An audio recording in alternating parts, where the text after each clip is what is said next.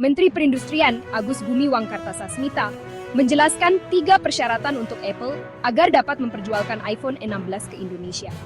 Dia mengatakan, pemerintah mensyaratkan Apple harus merealisasikan investasinya di Indonesia. Agus menyebut, Apple masih belum merealisasikan komitmen investasinya yang secara total 1,7 triliun rupiah di tanah air. Hal itulah yang membuat iPhone 16 dilarang masuk ke Indonesia. Untuk ukuran perusahaan sebesar itu, jumlahnya kacangan, katanya, dalam rapat kerja dengan Komisi Cloud DPR RI di Gedung DPR RI Jakarta, Selasa 12 September 2024. Agus menyebut, nilai investasi yang belum direalisasikan tergolong kecil untuk perusahaan sebesar Apple.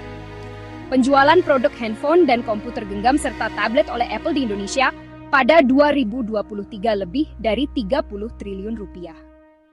Investasi Apple yang disepakati waktu itu sekitar 1,7 triliun rupiah sampai 2023. Berapa sales penjualan produk HKT Apple di Indonesia?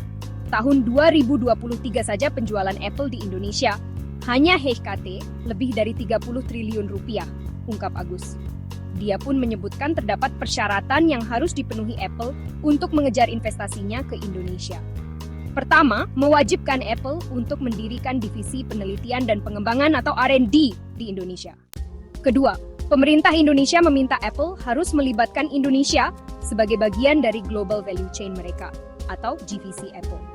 Dalam catatannya, ada 17 perusahaan yang mampu memproduksi sejumlah komponen produk Apple. Kedua, Apple sudah harus melihat dan menjadikan Indonesia sebagai bagian dari Global Value Chain mereka.